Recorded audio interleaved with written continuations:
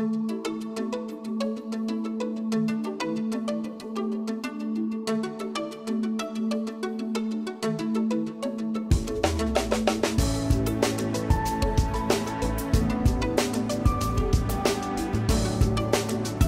of Northglenn, Channel 8, keeping you informed of events in your community.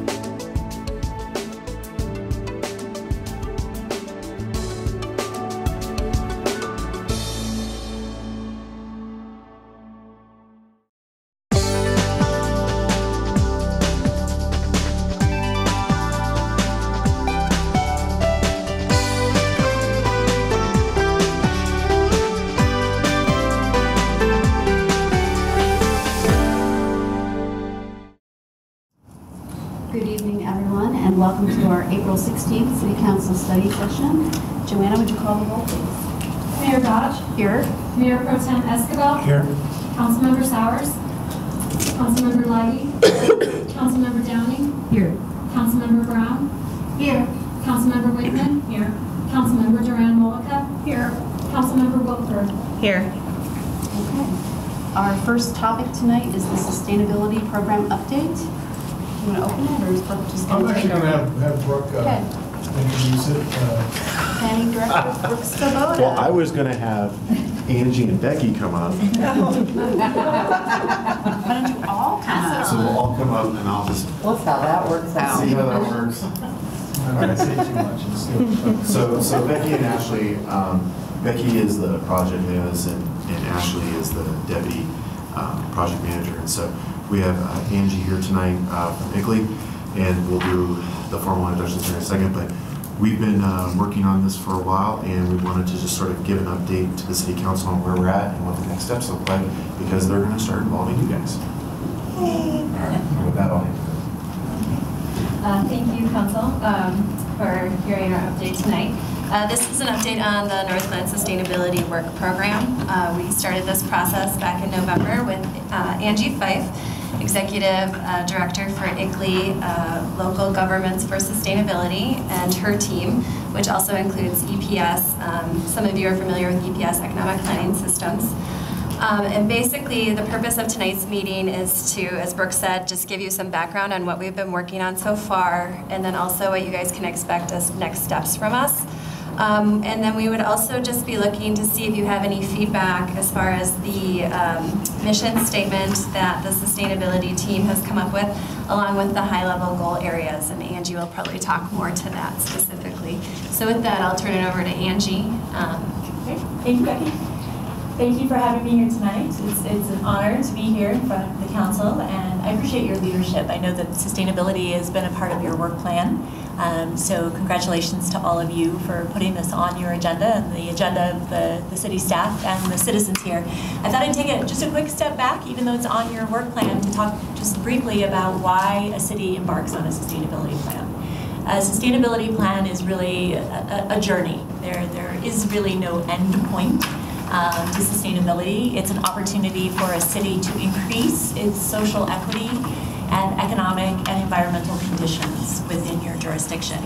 The sustainability framework is the sustainability plan that we are building. It ties together the vision, which you have in front of you, goals and strategies, which we're starting to develop, an implementation plan for how we will continue to move forward, and the metrics that we will use to measure progress in the city. There's a lot of benefits to putting a sustainability plan together. Just the process itself provides an opportunity for a lot of interdepartmental cooperation. This is the part of the work that I really enjoy the most, is seeing the excitement of the teams as they start to realize, oh, we're working on something very similar over here. Let's work together and we can be more impactful going together.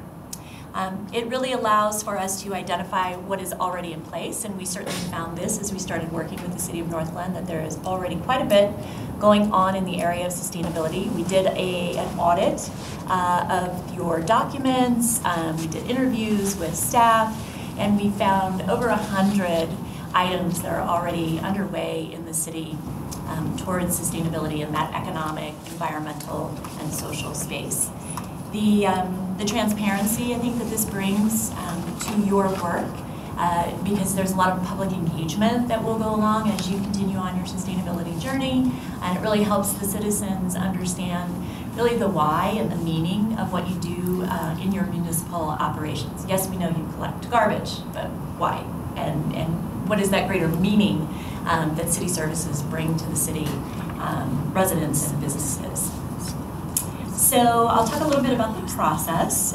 We began by setting up a team. They were nominated by team leaders and department leaders.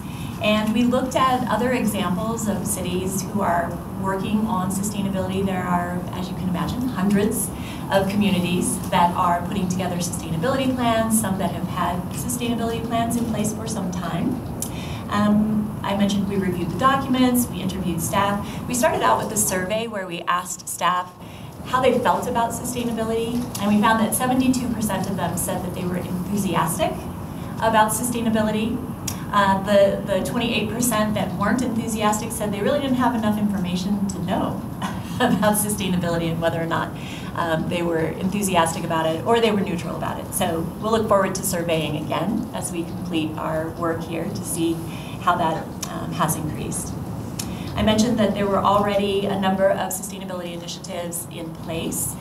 Examples of those, of course, would be the many water conservation projects that you have in place, the HEAL, healthy eating, active living, biking. Something that we were very impressed with the City of Northglenn was the incredible volunteer and community engagement activity that you have here. I had an opportunity to go to the Youth Council that Amanda leads, and it was really impressive to see those 7th graders through 12th graders really taking an active role in civic engagement. So in addition to surveying what was already happening, we also started to ask staff where they thought there were opportunities for improvement or new initiatives, and they listed about 80 suggestions for new things that they would like to see us work together towards. So we brought the team together. There were also some peer interviews where Becky and Ashley and others had an opportunity to speak with other cities that have recently gone through this type of initiative and get some best practices from them, and also to start to build their network because they will rely on those folks to help them as they go forward, and then others will be looking to them soon as leaders as well and looking to examples that Northglenn can provide. When we complete our work in June, the City of Northglenn will become an ICLEI network member, and so for 1 year we will be here to continue to provide support and guidance to the city as you go on with the implementation of your plan and help with any sort of corrections that you might be looking for some assistance on. So I guess we can turn to the memo at this point. This team has come together and put a vision statement out, and so we were hoping tonight to get some of your first impressions on the vision statement, and we also selected 9 goal areas, and these are the resource conservation, environmental and public health, etc. And then within each of those 9 goal areas, we will have some high-level goals. We're in the process now of starting to develop some short and midterm goals, and then some strategies by which those goals will be achieved. So comments on the vision, or I'll start. When I read the vision, I was actually really excited because I felt like it communicated a lot of the ideas that came out of the council retreat in February. So I felt like a lot of that was captured here, and I liked that it was really diverse and taking a very broad perspective of sustainability and the direction our city would like to go. So that was my first initial thought. I liked it a lot. thanks. I do that.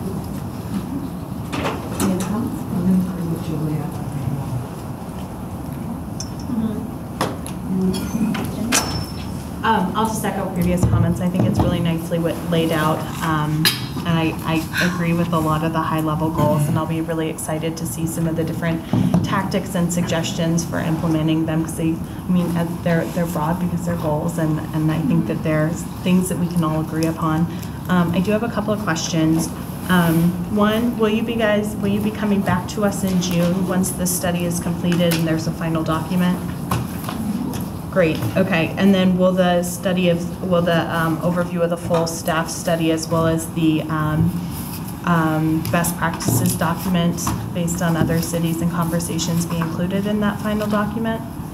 Yeah, so we are working with IGLE right now, as Angie had mentioned, to finalize our targets and then also strategies. And then that's where EPS's work is going to come in. They're going to pick a few of those and do an economic analysis on if there's a cost benefit to implementing, or what's the return on the investment.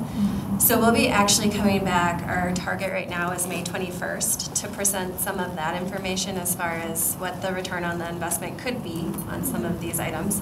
And then when we bring it back for adoption, we will have as a supporting document those targets with the strategies.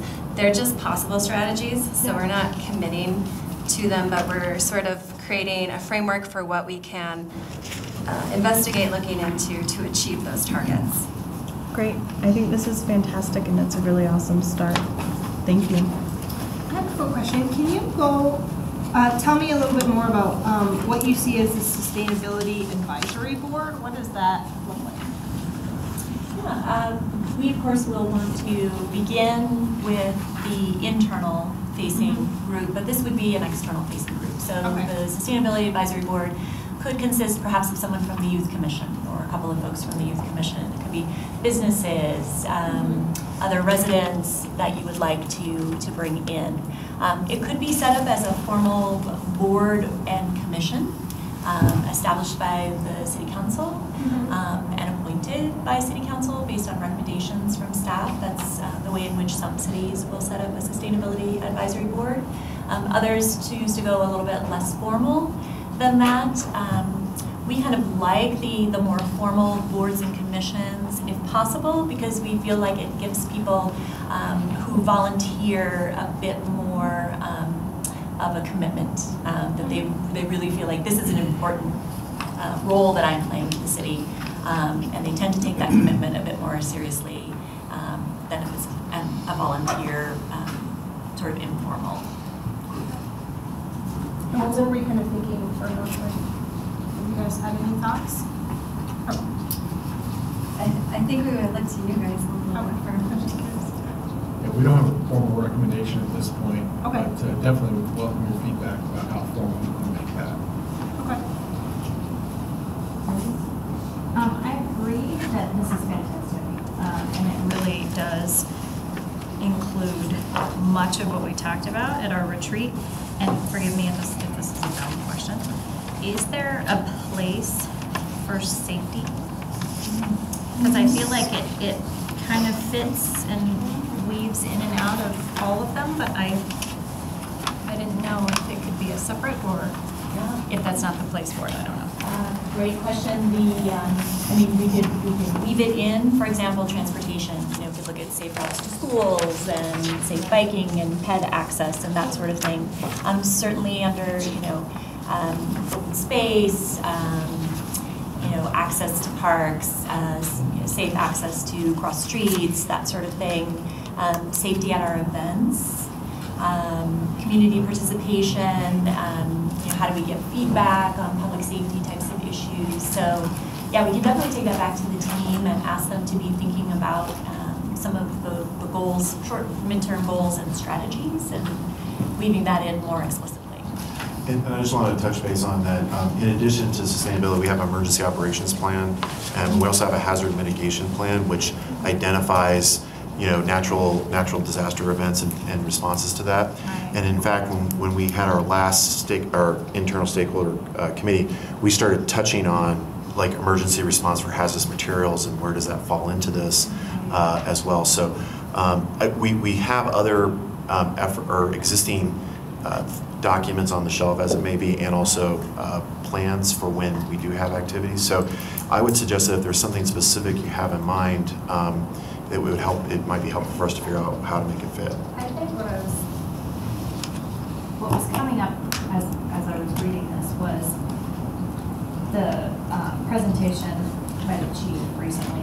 And so when I think about sustainability of safety, I feel like we're chasing our tail a little bit. Gotcha. Trying to keep them staffed. How do we prioritize that resource as it is to make sure that it's sustainable? So let me throw out, because I think that from when I sat through that, what I might suggest might be another way of characterizing it, and tell me if this speaks to what you're thinking, is how do we maintain level of service throughout the city in terms of operations, police, parks, public works, because I mean we talk about our water and sewer systems, you know, what their life cycle costs are, things like that. I mean, I think, is that kind of? Well, I feel like it, and I don't know, I think it's a discussion, so we can just put it on the table maybe, but you know, when I looked at some of the like civic participation, that could include partnering with law enforcement, the human dignity piece, we're talking a lot about with the homeless situation we have, transportation clearly, and so I feel like it's either a little bit of each, or maybe it would be better as a standalone. I don't know. It may not even be the appropriate document for it, but Yeah, and I'm just trying to flesh out the objective here so that we can better figure out how to work that in. So I'm just trying to test the principle. I have no answers. Just a question. I do like the level of service angle that you were just going at. Okay. Maybe that, in my opinion, might be the best way to go towards it. Because we have to be able to sustain, you know what I mean? Right. Mm-hmm. So I did like the level of service breakout. And I think it should be a separate area. Okay. My own personal opinion, I think it should be a separate area. And I think that the other safety things can all go into that customer service one way or another, you know? My point of really bringing this up is because, for a couple points just to touch on, is that we had staff catching and jumping into that safety or the emergency safety aspects, not necessarily in the same context, but then I think overarchingly is like, from a planning perspective, when we look at sustainability, we're looking at not just on the programs, but also how we function as a city. For those council members that weren't here, and I'm just doing a plug, it's shameless, is that years ago we did the fiscal sustainability assessment, which really was trying to look at how are we fiscally as a city, and are we fiscally sustainable to maintain our level of service. And so we've looked at that in terms of how new infill redevelopment and new growth impacts our ability to provide level of service. And so the question at that time was, if we're not commercially vibrant, are we going to suffer and fail? And part of the exercise is that we're actually okay, but we can do better.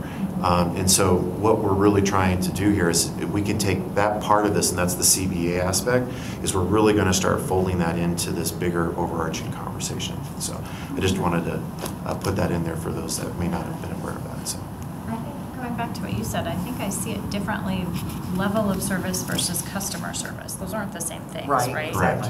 Yeah. Okay. My work brain went the other way. That's okay, because I was like, customer service, that's a whole other thing. Level So, of service. okay, just, I wanted to. Yeah, I make sure apologize for that. Understood, no, I was just confused. Jordan? Thank you, Mayor. I think I'd like to bring attention to two of them. I think transportation is the high-level goal. I really like how you outline this. I think with looking at fast tracks and the other options we have, but also our bike programs, make sure we have the lanes, and then bringing those to the city is really helpful. Another one is the housing.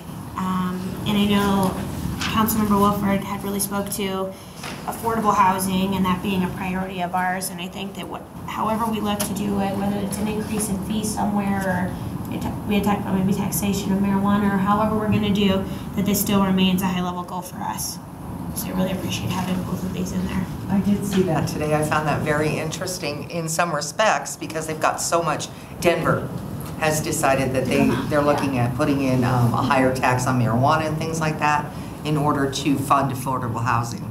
So, I mean, I thought that was really awesome, and I wish we could do something like that, but our space is so limited. You know? But even looking at what they're currently doing, and with their increase, we're at the lower end of the level, and we had talked about possibly increasing marijuana tax in that way. So, you know, I think it's something to look at, whether if it's, No, I it's agree. providing for affordable housing or it's one of our other big high-level goals. I think it's something we should look to do. Also stay competitive within the region. So. I think we have it on a study session, don't we, or it's coming up? The Yeah, tax that on was marijuana. like 2 weeks ago, probably. We have a discussion. Yeah. We had it. Did we, and I was, Yeah, Carol brought it up about oh yeah, talking but we about. haven't had the actual, But we haven't had the we're supposed to No, come to a. 2 weeks ago, we talked about licensing procedures and general policy, and there was no direction to put that on the agenda. I can absolutely do that if you want to revisit Can that. you bring it to a study session? Sorry. Are Pretty sure there are you looking for an executive session, or are you looking for a study session? We can talk about that later. I don't want to interrupt her presentation. But yeah, very well done. I really appreciate the staff coming. And I also just want to throw out something here, is that this process was not actually, the council's retreat and your work plan effort was not used in creating this document. This is, Going in the right direction. That's funny. so what's, the reason why I wanted to mention this is because this is what the staff in the committee, the staff committee came up with, and with the help of Igley, we sort of helped organize and prioritize this. So it's just, I just want to tell you that I think in some respects, what the effort here is a reflection of is as much of the staff that participated in this, and that it actually reflects back to what the council priorities were in the absence of knowing that that was in fact the case. So just so you know, I think your staff across the board, because this is every division of the organization participates in this, and so it's very interesting to see that that even independently they're resonating with what you guys are saying is important too. I would want to go back to the safety topic. One thing I think somebody said, safe routes to schools. I think that would be a good thing to add in there, just because it is such a huge community concern about our school zones and things like that, and how, and especially with the Adams 12 magnet schools, it would be interesting to look at what can we do as a community to do our best to alleviate some of that traffic, because there's no school buses that go to those schools. And I think almost all of them are in Northglenn, aren't they? There's like 2 by my house. Exactly. So, I mean, I'm just thinking about how I'm getting my daughter to school every morning next fall. Be patient. So I'm like, I feel system bad for all works. these parents who have to like drive every day. I don't know. It would be a great community discussion, I think. So I don't want to overpromise because I'm now not drafting this, but when we come back to with the transportation conversation back on May 21st, we are looking at how we incorporate safe routes, the school safety zone assessment, the Connect Northglenn, the residential street program. All of those efforts we're trying to consolidate into a matrix so that we can show you how to best administer the resources we have available and kind of give you an idea of what the shortfall is and what next steps could be available. But I only mention that because we are connecting on that, not only with this, but also with that other effort. Yeah, awesome. And then I guess my final question would be, it says in May and June you're going to be soliciting meaningful participation in getting information about from the community and city stakeholders. What does that look like? Have you guys have an idea of what? We had envisioned some type of an open house, a community meeting. So I think we would like to get some more feedback on what might be the best way to introduce this to the community outside of the staff. Any other comments right now? One follow-up on that. If we're looking at that in May and we want to get it out there, I mean, we're about to miss an opportunity for the connection if we're not getting it scheduled soon. It's probably more like June. probably at more this like point, June. Because we're not going to come back to you until May 21st, and so it's more of a June target at this point. Can we go back to the emergency management Sure. topic just for a second? And maybe we can just get information later, but it came up at our board meeting. We have residents that are wondering what that is. The EOP, the Emergency Management Operations Plan? Yeah. Okay. Where can the residents find that, or is it out there? Yeah, I know actually Councilmember Sowers asked about that maybe even last year. I'll make that available to council members and we'll see if that's available on our website as well. I haven't looked, so I just didn't know if it was on the website. We had brought it up at the residents could check it out. Just as you're in the guys. Yeah. We went through an extensive exercise a couple of years ago. The PD was the lead on this, but basically it's our first responder action plan for disasters. So like, you know, for instance, when the plane crashed into the house, you know, the building department was called out, as well as the PD to make sure, and then we also had code enforcement out there to help direct traffic. So I mean, it's that type of a plan. And then I believe I have to double check, but the hazard mitigation plan is something that we adopted, I think, last year, middle of last year. That also we have available online. And that really is just more about, for FEMA purposes, if there's an event and we have it documented through our hazard mitigation plan, it's easier to apply for FEMA relief funds. Whereas if you don't have it identified, then it's an uphill battle for individuals to actually seek those funds. And so that's the main impetus behind that. There's some protocols in there related to that about when an emergency is declared, because that's also a critical point in time, like literally time stamped is when the incident becomes an emergency. Well, I think we talked a little bit about what used to be easier with the reverse 911 when everyone had a landline, and how do we encourage community members to sign up for that so that their cell phones are getting... For the code red? Uh-huh. Right. Right. We need to promote that for sure. Yeah. We just had some questions for somebody. I think a generation off that, that's a good point. I know maybe it was about 6 months or a year ago, we talked about even an active shooter, the planning process of things like that with the chief, and I don't know, you said it's been updated 2 years ago? The last time it was updated? Well, the emergency operations plan, it was a comprehensive document that covers the soup to nuts of all the types of events that take place. And I don't know if there's been recent updates to that, but the overall effort, I mean, it engaged every leadership group on that effort. So I'm not a subject matter expert on it, so I don't want to. Oh, it's helpful. But if we could just get a copy of that, maybe to go through it, make sure it's all up to date, or if there's anything more we can add over recent times, that'd be helpful. Thank you. Any other comments? Can I just add, I really like the direction you're going in. I also have the same concern as Meredith about maybe the interaction of the police department with the community. I mean, I see that as definitely, it's very important to the sustainability of the community. So I guess I would like to see that addressed a little bit more.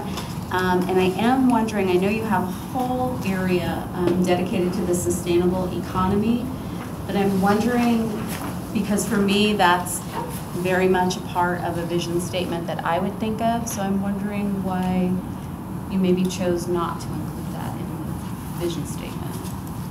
Should it not be there? I don't know. I mean, to me, Northglenn isn't sustainable if it doesn't bring in the tax money. We need a good economy to keep all these other things going. So I just wonder if it should be part of the vision statement. I like the vision statement. I'm just wondering if it should be included. So it's just a comment.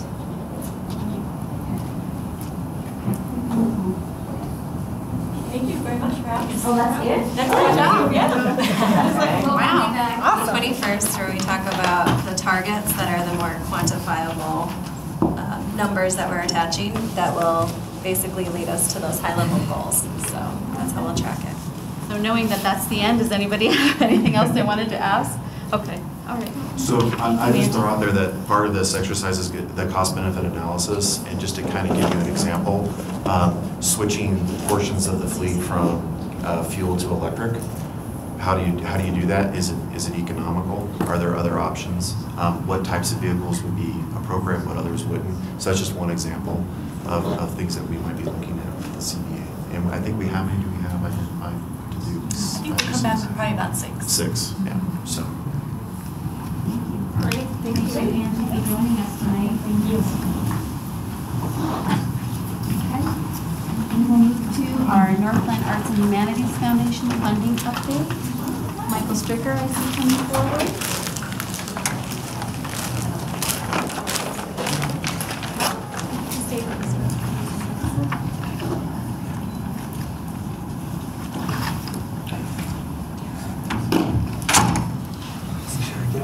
Slides on here. Make sure you do. The artsy craftsy ones. That's right. Wow. I can't have an ugly presentation being in arts and culture.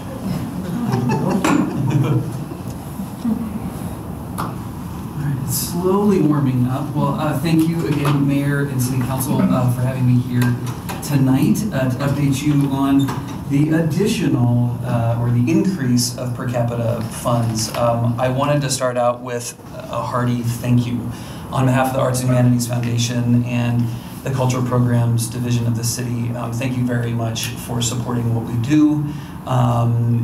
You know, we always have we've got ideas around expanded programming and new programming, always a wish list, if you will.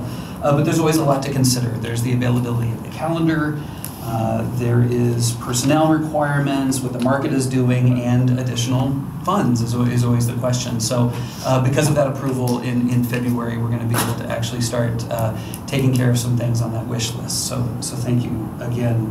To begin with,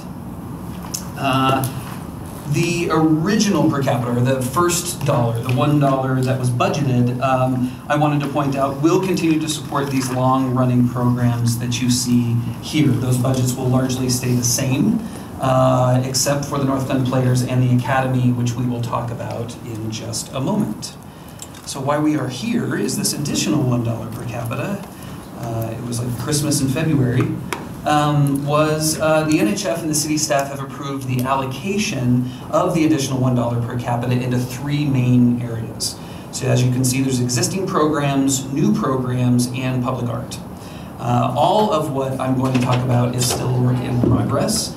This was only 6 or 7 weeks ago. We're moving very quickly to make sure that the programs can happen this year and at the beginning of next. But I did want to point out that it is a work in progress. We've included an estimated budget in the packet that gives you a really good idea of what these sorts of things cost. With regards to existing programs, you can see that we're going to focus on the Academy, Players, fundraising, and sculpture maintenance. We'll go into the Academy and Players on the next slide, but I wanted to point out that some of the new funds will hopefully equal additional funds. One of the main responsibilities, obviously, of the Arts and Humanities Foundation is to raise funds to pay for Northglenn Arts. The Arts and Humanities Foundation has talked about doing a direct mail piece and possible online campaigning around our participation in Colorado Gives Day, which is a statewide fundraising day that we've had some success with. And recently we've been talking about putting some money that direction. So this was perfect timing to get the additional per capita funds, which we will utilize to do so. And then, in addition, the sculpture collection has now grown to nearly $600,000, which I had reported on in February. So the foundation now spends around $4,000 per year on maintenance. So we were getting close to the point where we were going to have to ask for some additional maintenance funds anyways. But again, this was perfect timing with the new per capita funds to make the maintenance fund healthy and viable. We're probably the most excited about being able to present new programs with these funds. We're focusing in the theater on shorter runs of shows, like on the weekends, daytime education programs during the week, and then series events. And then outside, we're excited about a new tunnel mural program, or like the underpasses. We'll talk about that here in just a second. So continuing on with existing programs, one of our most impactful programs is the Northglenn Youth Theater that I reported on in February. We cast 8 to 18-year-old youth in large spring and fall productions. A few years back, we took that success and rebranded all of our theater classes as NYT Academy. The rebranding and focus on specialized, rigorous programs caused the program to achieve a great amount of success. It was a great problem to have. These additional funds are needed to pay the contractors to support the maintenance. So that's some very direct dollars that'll be spent on that support staff to make the academy happen. One other thing that I would like to point out is we'll be bringing back Dia de los Muertos classes and related workshops with a similar format that we did in 2016. We launched it in 2016 to mixed response, but right now we're working with Su Teatro, and we're also working with Comercio de Colorado to work on exposure branding it a bit, and trying to make it a little bit more unique in the marketplace, because a lot of people do that, but we still think there's something there. So we're working on that as well within the Academy. Northglenn Players. It's our community theater for adult actors, and this program also needs additional contractor funds. All of that is due to its growth and popularity, and also to help meet an industry standard. As you can see, it will be mainly going to increased actor stipends, stage managers, and crew. And again, that's just to meet the demand. Now here's the cool part, right? Here's the more exciting part, at least for me. So we are at a stage right now in the theater that we are actually limited by the days available on the calendar and the number of employees we have to pull off a new program. It's a good problem to have. I'm going to tell you what we're not doing first. What we can't do right now, for instance, is add another Northglenn Players production or another NYT production. The schedule would not allow it. Because the theater is simply too booked, and Christopher and Kimberly don't have time to do the production. We can sustain programming, just not add new programs that we actually create and produce. However, this pushes us into the direction that we actually want to go, and that is in the direction of partnering with other arts organizations to bring diverse offerings to Northglenn. What we call presenting, the industry term for that is presenting work. So it's something someone else has produced that we're bringing to Northglenn. I've been actually in the Colorado theater scene for probably about 25 years, and I've experienced incredible work up and down the Front Range, and so I'm extremely excited to finally be able to take this next step into bringing all of this great product into Northglenn. These new funds will allow us to work with other organizations specifically on short weekend run productions. We did this with the Aurora Fox just a couple of years ago.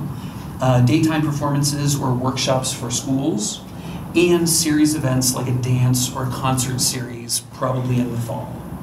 Okay, I've already secured Cleo Parker Robinson Dance, for those of you that know them, to perform in February of next year, and we're working on some daytime workshops for 2018, which is what we would do specifically with schools and youth.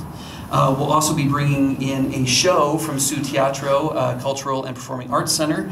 I met with them actually on Friday. We've been talking for several weeks, but we'll be finalizing some plans here very, very soon. I don't know how many of you have read the column in the Westward, Ask a Mexican. It's hysterical, and this guy's been writing this for a very, very long time. Well, Su Teatro finally decided to write a play with his blessing about this whole idea, and it's hysterical. It's really great, and so we're hoping, fingers crossed, that we're going to be the first stop on their tour. So we were also able to get Vintage Theater as well to bring a show up in September. Their premiere outfit down in Aurora. We're also in discussions with the Colorado Shakespeare Festival in Boulder. They actually are doing a workshop right now around bullying. So they would theoretically perform in the theater, right? You work with the other schools, and they actually perform a scene of Shakespeare, and then you talk to the kids afterwards about what could you do differently so he wasn't a bully and, you know, they weren't the recipient. And for any of you that have ever seen Shakespeare, it's loaded with the most literary bullies of all time, right? So it's a really cool program that we're hoping to get.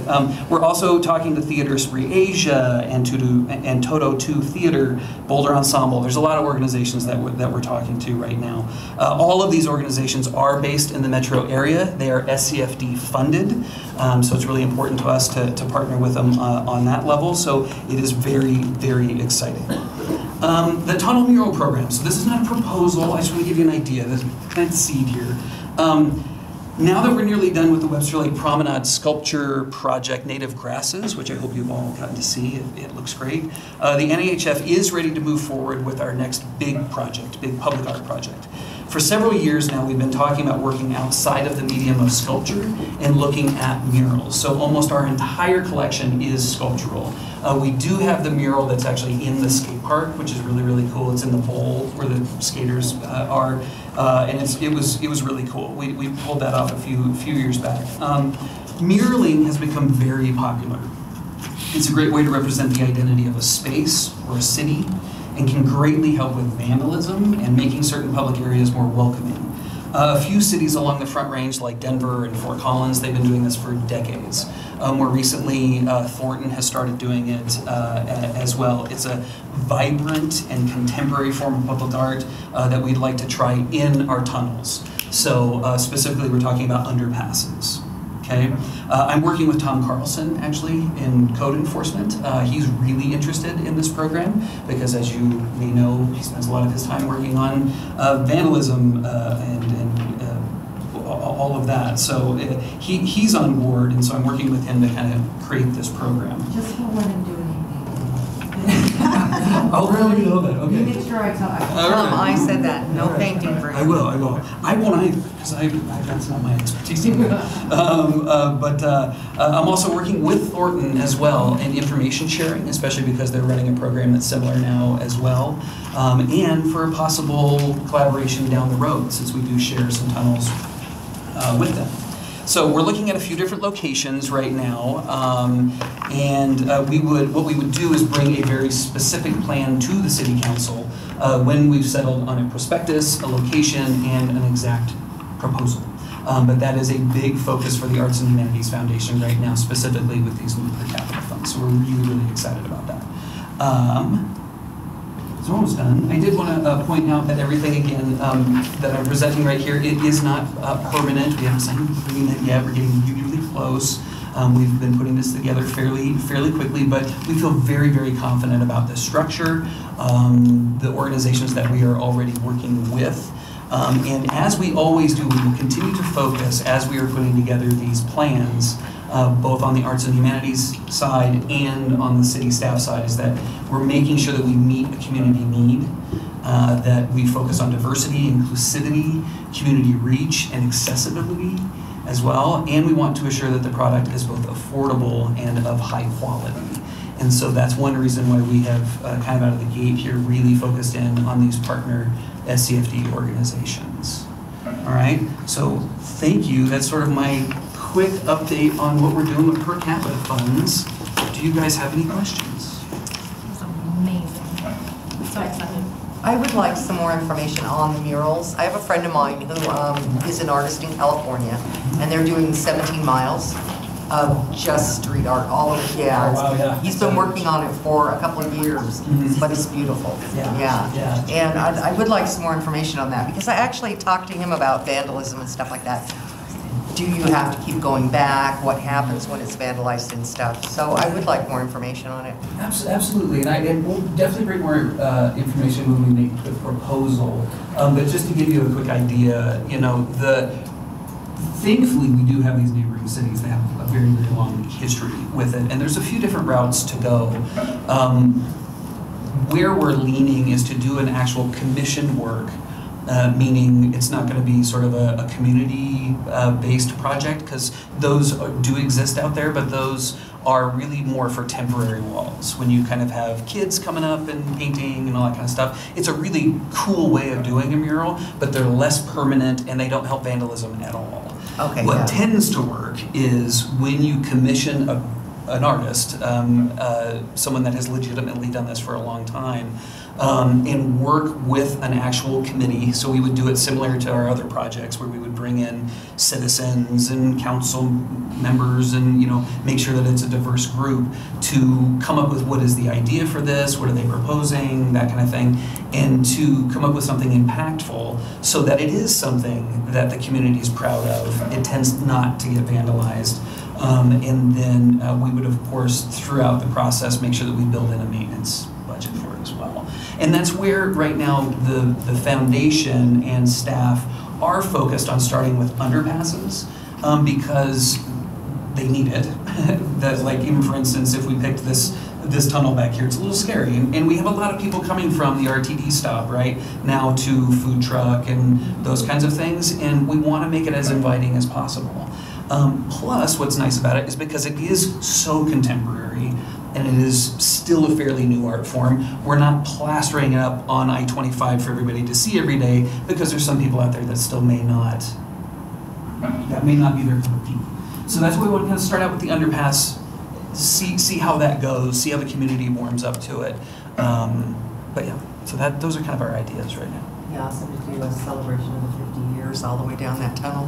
That would be like a really cool start to finish. Okay. First of all, I just want to say I'm very excited about all of this work. And I think, as I was thinking about today, I'm like, I felt like this work really provides a richness to our community.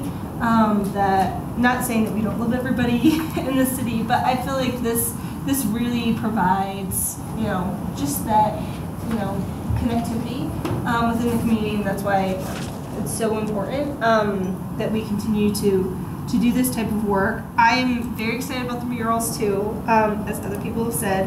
One question I had is, I think how, depending on where you decide to do the mural and what tunnel, how are we going to improve the lighting of some of our tunnels, because some of them are really scary. Yeah. So I think that's something that we need to think about, of just obviously so we can enjoy the art, but just overall I think lighting is a thing we need to consider. So how are we going to pay for that as well? Because I'm assuming your project isn't going to cover lighting. Correct, yes. And actually, just so you know, the $10,000 that's indicated in the budget is just a portion of it. So what we would be doing is the foundation would be spending additional dollars that we have in our new development fund.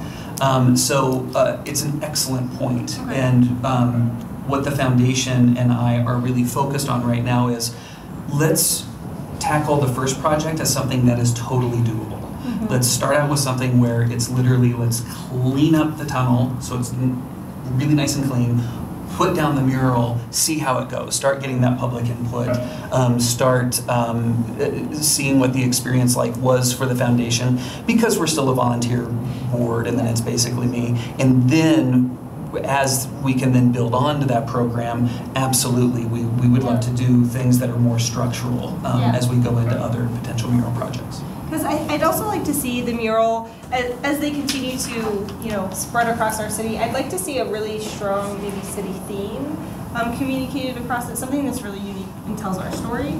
I think would be one thing that I'd really like to see out of that. Two other things is, can you explain what you mean by daytime workshops? What do those look like, and what is your target audience for those sorts of things? Yeah, so, just the Colorado Shakespeare Festivals, that's kind of the best example of it.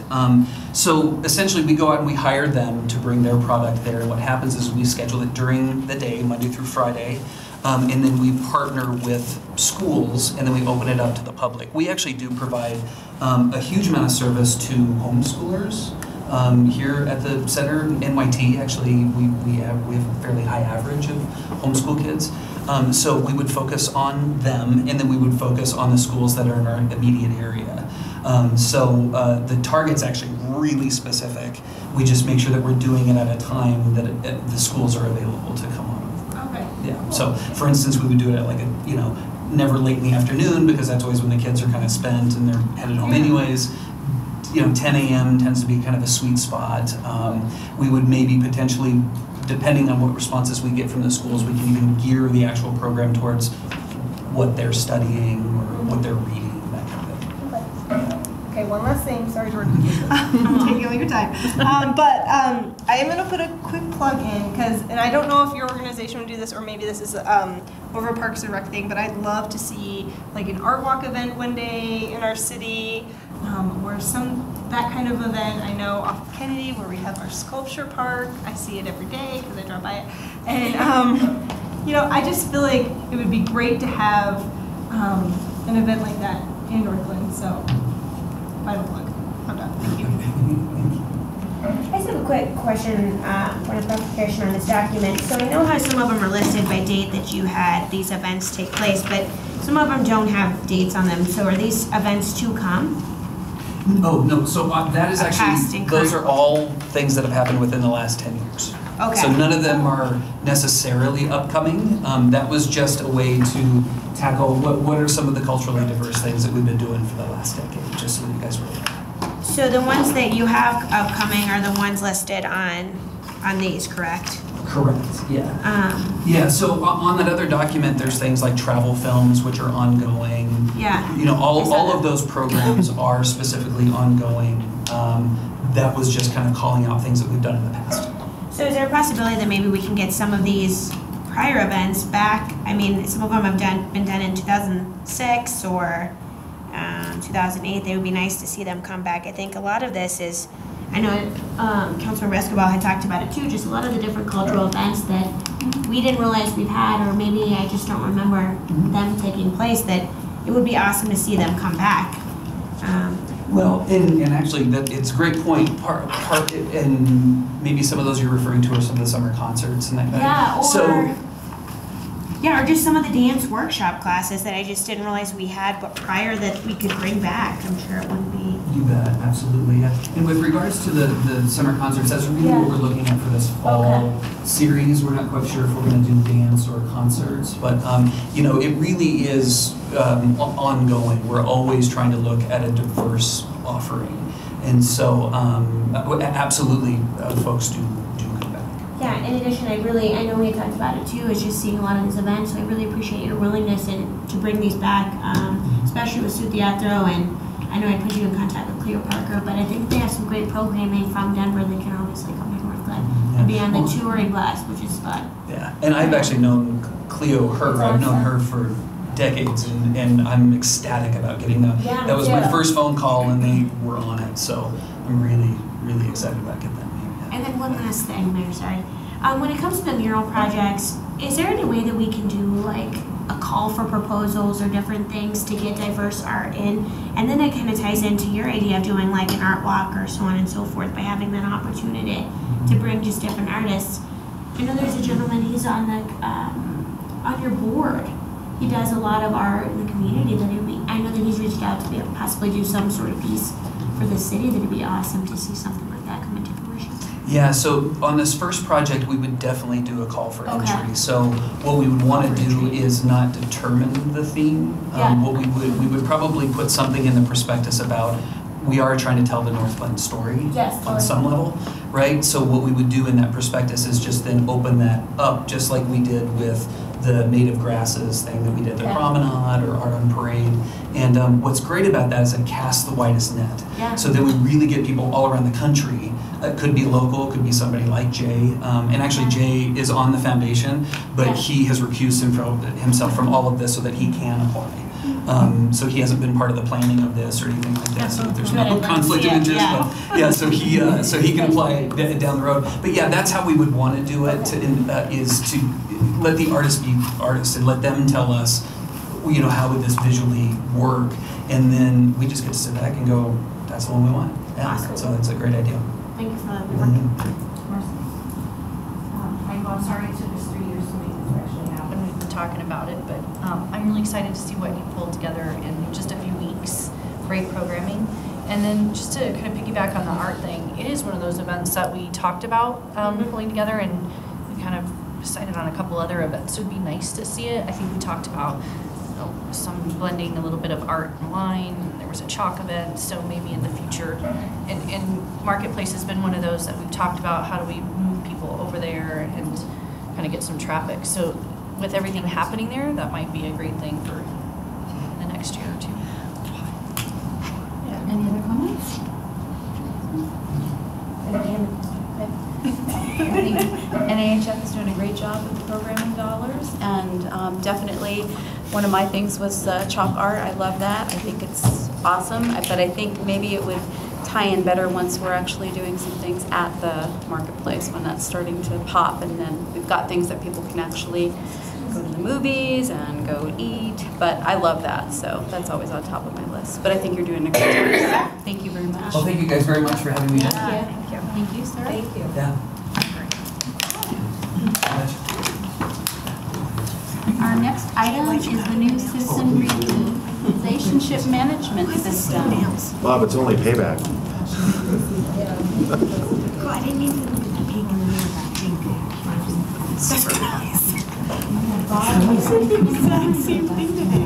Thank you. Good evening, Mayor, City Council. Good morning. The city is launching a new tool to provide more access to residents and the wonderful services the city provides. So this tool will also give our staff the means to better manage the resolution process and also report more efficiently back to the resident what we're doing.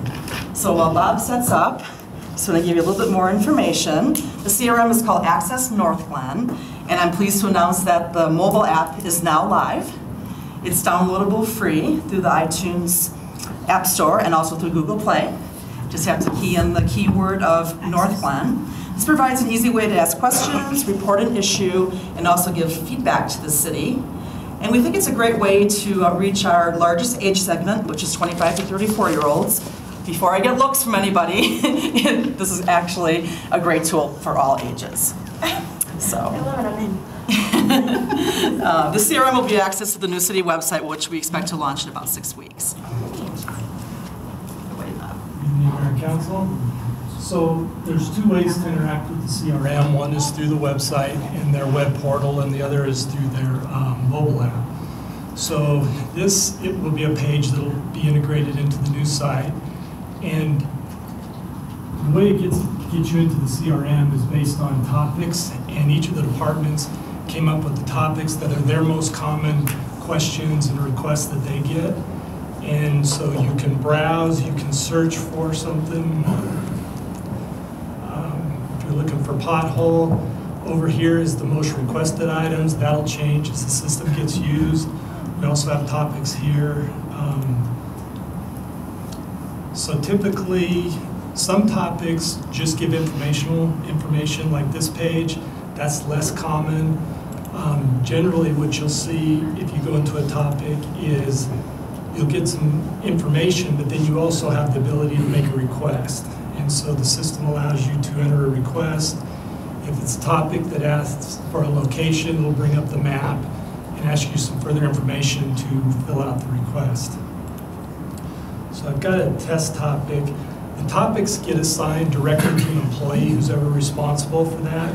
So I've got a test topic that's assigned to me that we'll use. And one thing you'll see on the map is if there's any open request for the topic you're on, you'll see yellow pointers on the map.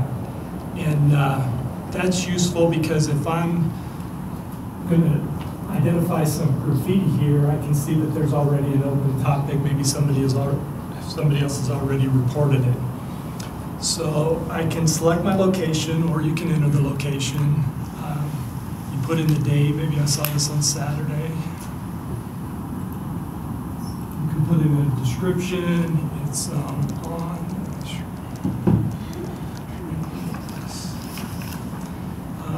You have the ability to add a photo. You can drag a photo up here. And if it's the first time you've used the system, a window will pop up when you submit your request that will ask you for some contact information. And it'll ask for your email address, your name, phone number, that type of information. And that's useful so that we can communicate back to you and let you know the status of the request. So the system will send an email. So it took it a minute. So it said this issue has been submitted. It didn't ask me for that information because it knows who I am. Okay. Can you do an anonymous tip? There's some. It's up to the department on what they set up. Some topics allow anonymous, but it's pretty rare. I mean, generally we're looking to without contact information because oftentimes you might need more information. Plus the usefulness of the system is to know when something's been resolved. So generally it's going to ask for at least an email address to be able to communicate with you. Can I ask a question? Sure. Kim, you and I talked about the county, or the city clerk and all that stuff. Would that be able to Go on here too, or is that for like the passport applications and making appointments and things like that? So that would be on the website, so that would be housed in the same area. But to your point, we're looking at a better way to promote. Yeah. The city clerk area.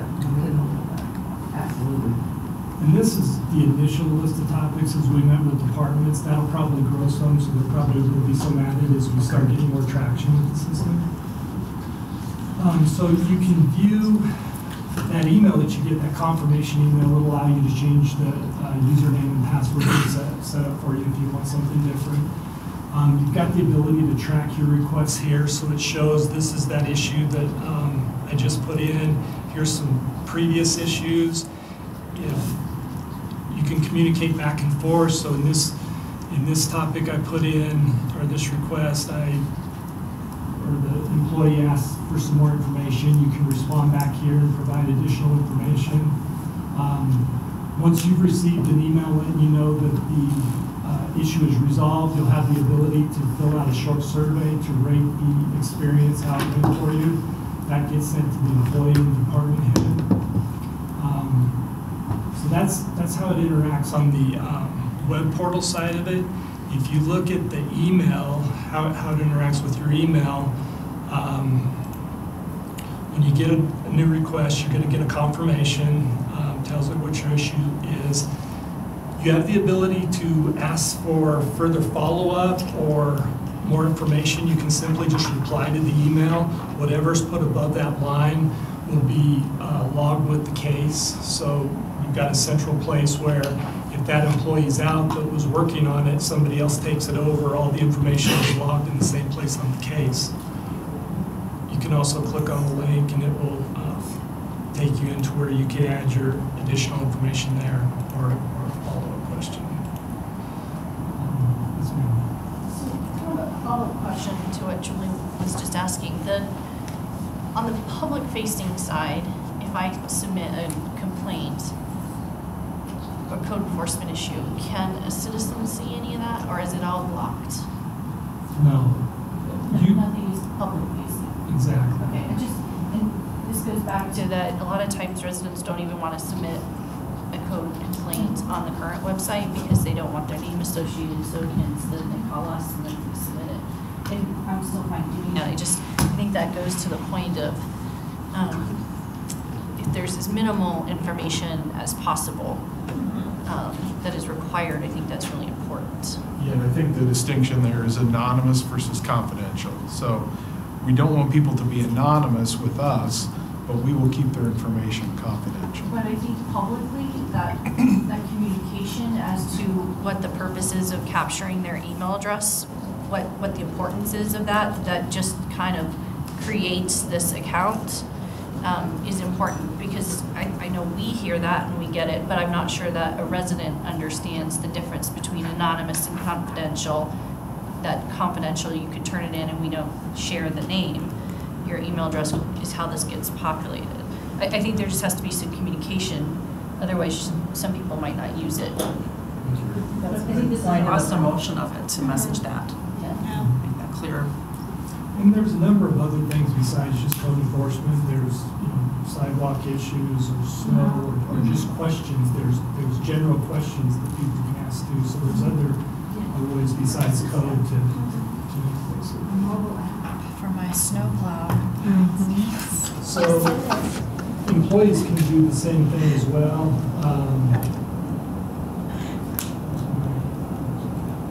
If they need further information, they can also reply to the email that they get about a topic that assigns to them. So in this case, I had sent a message and said, we couldn't find the location. You'll get back an email. You can respond back to that. So again, you don't have to go log into the system or anything to interact back and forth. It can all be done through email. Okay. And then we talked about the closed.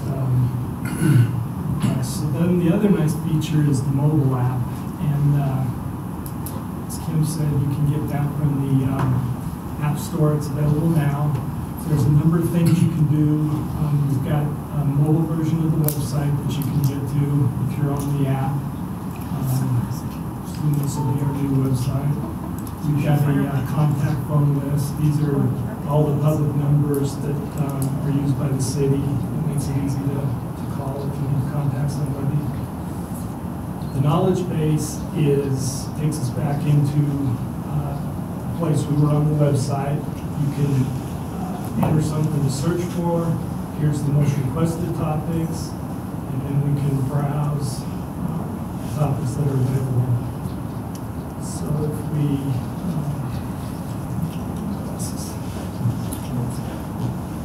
we'll do another test graffiti case here and show you how it looks on the mobile side. your phone, if your location services are on, it knows where you're at. So it can see here that we're at City Hall. We zoom out some, we can see those other requests that are out there. So I'm going to say this is right on the side of City Hall.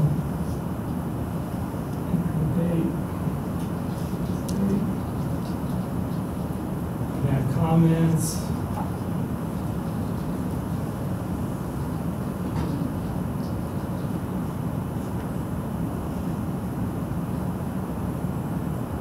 West wall. Take a photo. If you took a picture earlier, it'll go to your gallery and pull it up from there. If you want to take a picture of it there. So that's the picture. And that's it. Picture confirmation. Depending on how quickly the system works. I wanted to show, but one other thing that's nice is with phones, it works with push notifications, so you'll get a notification on your mobile device that you know if somebody communicates back to you.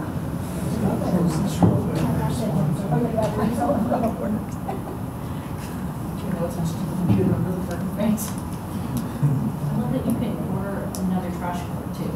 All of the things that require a phone call. I just got a how-to question. So I went to new issue. And then it says, like, contact city council. So and then it says add photo. Do I add my own photo? No, that's just if you want to. You can add a photo. You don't have to. Or the graffiti or the Fence violation. Exactly what you did. Is I thought it was a profile picture. I did too. I think people are going to think this. That's what I'm saying at night when it's like, I don't know what picture. Add photo of incident or something? I think they're going to New say issue, not of yourself. all these great selfies of Here's a photo of me. Meredith in the graffiti. Nice selfie here. It even knows where you're at by the GPS system. Information. So I was like, Okay. put myself in here. You're not making a complaint about yourself. Yeah, I just sent you my issue number 38. Yeah, See a picture of me. Oh, see, look, he added his photo. That'll remind you why I'm screwed up. Hopefully they took a photo of something besides themselves. If I split anything, it's going to be selfie. Picture of my I really want you to start doing that. Yeah, let's go look at incident 38. Yeah, so 38 is the next one. If I want to add more information to it, I can. We have the ability to track the issues on the mobile app the same way.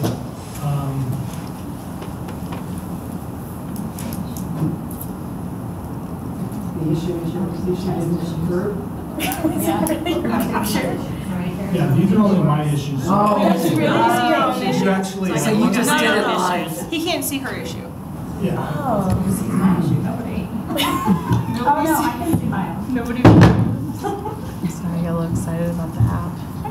I couldn't help but Very cool. Just a quick question. So, in continuation, this is obviously the introduction of the new app. Will you continue to add other features as time progresses, or find different things that come up, or shop different apps and say, maybe we can add this opportunity to identify appointments for passports or so on and so forth, that type of thing? Promoting of events, like push notifications that pop up and say, don't forget today's Food Truck Carnival Day. They don't have that ability. That is something that Kim's still looking into, the way she's going to start publicizing with, she's looking at text. But it would be great to try to do a push notification pop up that you opt in, you get all of our events, and then if there's a situation that shall arise, then that's good communication out of our police department to be able to get to it. Right, and if it's an app, this interface allows us to add other apples here. So if it was one, we could add something. I think it's a great Free promotion, pretty much, if we have the app. I have a couple of questions as well. Thank you. Sorry. Okay, thanks. So I'm looking at this and it's super awesome. As somebody under the age of 34, I really appreciate it. Couple of questions though. One is, as I'm looking through it, I don't see any way to contact your council member. if there's something else that they want to discuss. I clicked through all the different app things on the home screen and there wasn't anything. And so I'm wondering, A, if that was intentional, and B, if it's something that potentially we could add. I got it really quickly by the website. Oh, so the website? Oh, so you do, but you have to go back in through the website. It's not like. It's on this app though. So I just clicked the Yeah. website and then it was like 2 clicks and I was there. Well, if you go to like new issue, then you see city manager, so you could definitely contact Jim. Right. I see it like I'm. So do you I'm want looking like a at city like. council one under the? Yeah, I mean, I'm looking at like, knowledge base, and I'm looking at, contact info, and it's like there are really quick links everywhere else except for talk to your council member. And I didn't know if the intention was to push everything away from our email or. I really think it was like 2 clicks. Okay. I don't know. I mean, I don't know if you want to Because put you it can somewhere go else. through there. But No, it and was we all really know fast. that, right? Like, we all know that Right. you can go on the website and find our info, but if we have an app that's trying to make it more user-friendly and put it at people's fingertips, then maybe our contacts should be at their fingertips. No, I agree. And then the other question was, is council going to receive any sort of weekly report and number of issues so we can understand, this week we saw 12 pothole requests, the next week we saw 30 graffiti requests, so that we can try to identify some of the trends and issues that are happening in our community? So we did create a report that has council-initiated issues, and so I've actually started including those in my Friday reports for you. Right. But then we're also going to be tracking this data as part of the quarterly work plan updates too, and so we'll be providing some quarterly data for you as well. Okay, so we'll get a sense. Okay, that's great. And then I'm sure that this is coming up next in your presentation, but how are we rolling this out to the community? All right, so first of all, we plan to use our free tools that we have at our disposal. So that would be connection, of course, the website, social media, and utility statements. We put a few lines of text in the billing statements. We're also considering some lower cost paid media, budget allowing, which would be digital, print, and outdoor advertising. So looking at ways to do that inexpensively to really spread the word. Sorry. No, please. No. I think we're going to say the same thing. One of the things that Julie and I talked about when we were looking at this agenda item was, is there any sort of plan to have a conversation with our residents at each of the big events that we're having, like Magic Fest and Food Truck Carnival? Are we going to have a booth where folks can come in and meet their council member, where they can download the app and see what's going on and get guidance as far as how to use it? Like, are there any face-to-face opportunities that we can promote utilizing what we already have? We're looking at participating again in the Adams County Fair this summer in August, where we'll have a booth. And that would be an excellent place to meet residents and have them, encourage them to download the app there. I hadn't thought about Food Truck Carnival or other events like that, but. Yeah, all of our own local events. Throw ours in Yeah, there. I think it'd be great to have like a booth and then actually have, people like test driving, the app and, helping seniors download it and how to use it. It's not a bad thing. Sometimes things cool, that's fun. I just think that would be kind of fun. And then you get people like hands-on, they're like, wow, this is really easy. Download it. It's great. So Kim, when you're promoting it, I would really like to see, so it's great for people who are tech savvy, mobile savvy. If you can make some type of a comment about you can still report your things through, telephone or whatever else people are used to doing. So they don't just think it's just this and that's it. People who just aren't on the web, I would like them to know that they can still do their reporting the old-fashioned way. Okay. It's a great comment because the staff right now, as they're getting phone calls and that the system is live, they're using the phone call and then staff is putting the information into the system. So that's how we're really trying to get it as a robust data set as possible, because we know there are some folks that are going to be analog, if you will, and want to pick up the phone and call. But putting into the app allows us to manage that process too. So. And on the back end, as Jim was saying, is regardless of how contacts come into the city, especially about maybe an address or a residence, as the this database gets built out, and then there's issues that come up that get brought to Jim's level or department head's level, they've got one central database that they can go to and see all the contacts that have happened at this address. Helps with better decision making, so it should provide hopefully some better knowledge on our end, as well as follow through and follow up. I'll give you a good example of something that just happened today. We had a comment, I think it was from one of you over the weekend, from a resident about a car being parted out on the street. And the animal control officer, Mr. Kidwell, in police, because they handle the things on the street, he went out to investigate. Well, it had been moved onto the driveway. Well, then it became a code enforcement thing. So he was able to reassign it in the system to Tom Carlson, and then they were able to keep that workflow going and not lose some of that back history of something. And that happened this morning, so good example. I have a question for you, Jim. Do you have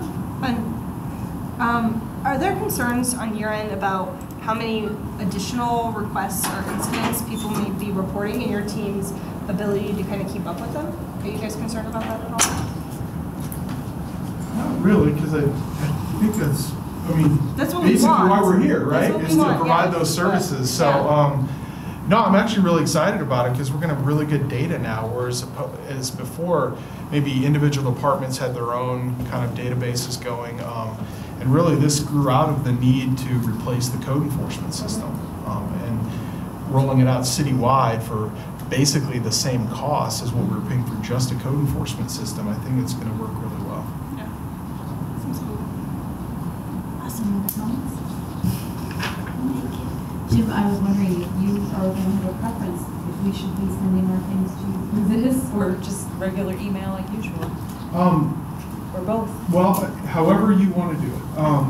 Because I'll tell you, when I get them via email, I forward them to Susan and have her type them into the system. So then they get assigned, so there's a middleman, if you will.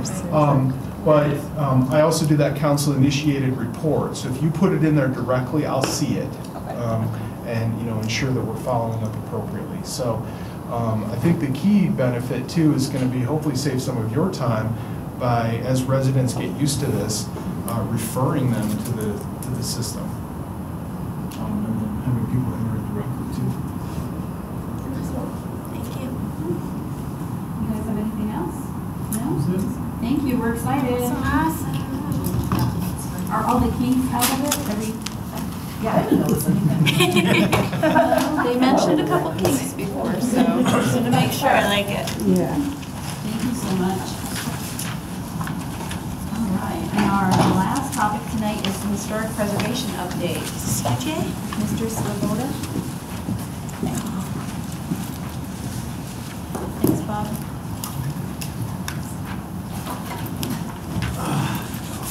Good evening once again. As I was asked earlier, lead off and clean up tonight, so baseball analogy.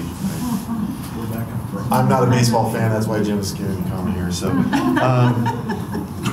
anywho, leading off. Okay, so tonight's purpose of this agenda item is just to give council an update on historic preservation and recent activities that have occurred over the last couple of quarters.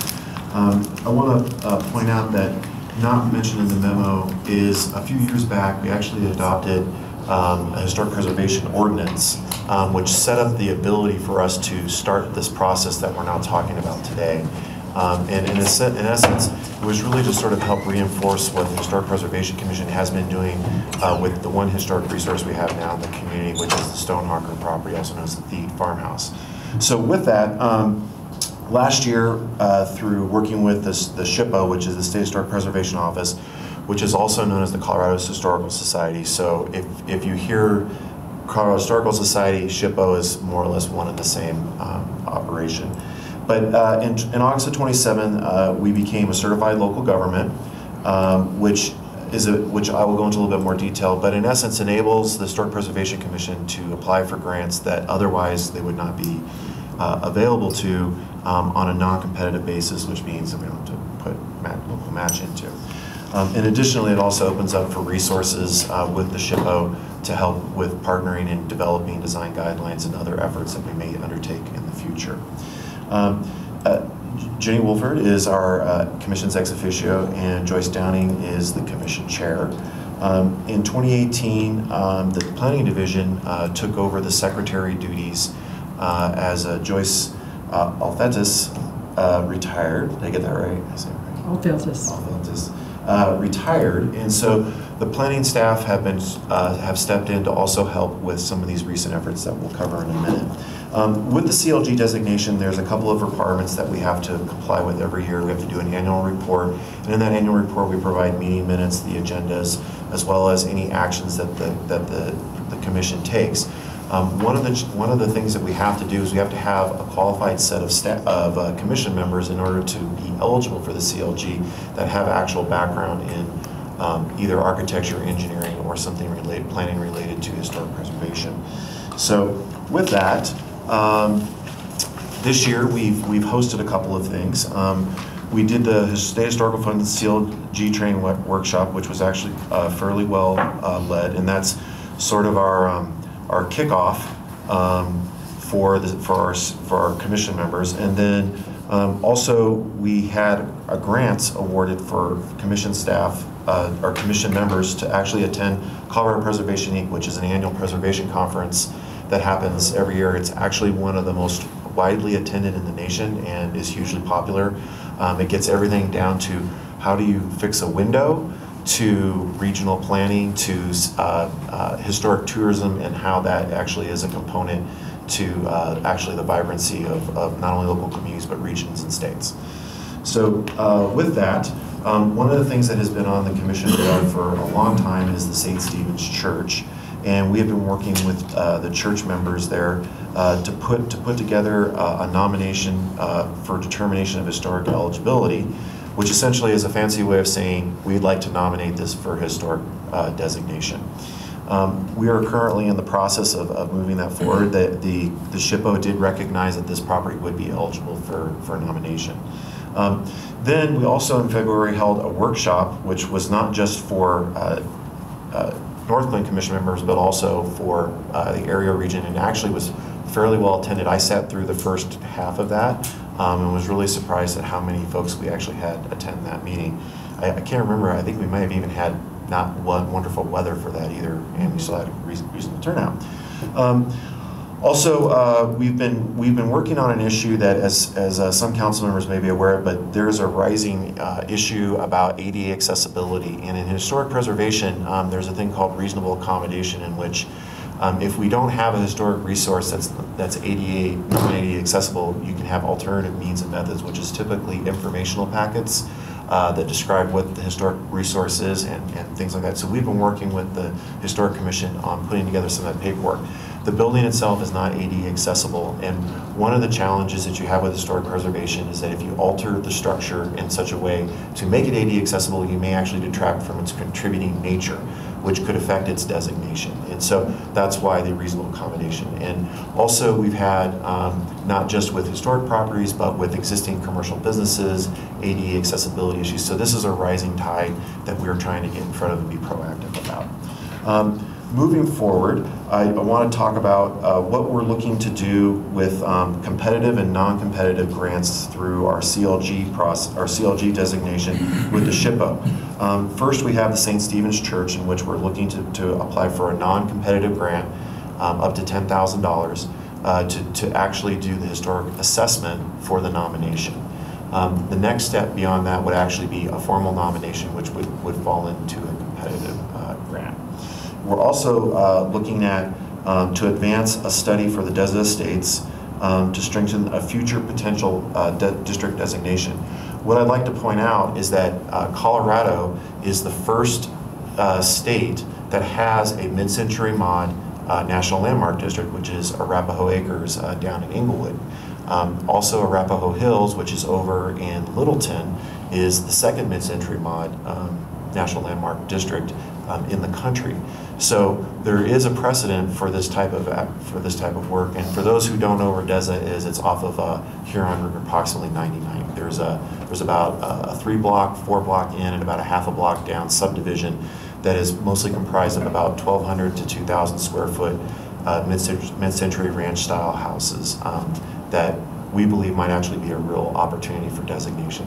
The third effort would be a citywide, what they call a reconnaissance survey or a windshield survey of the entire city to determine whether or not other parts of the city would actually be a good opportunity for historic preservation nomination.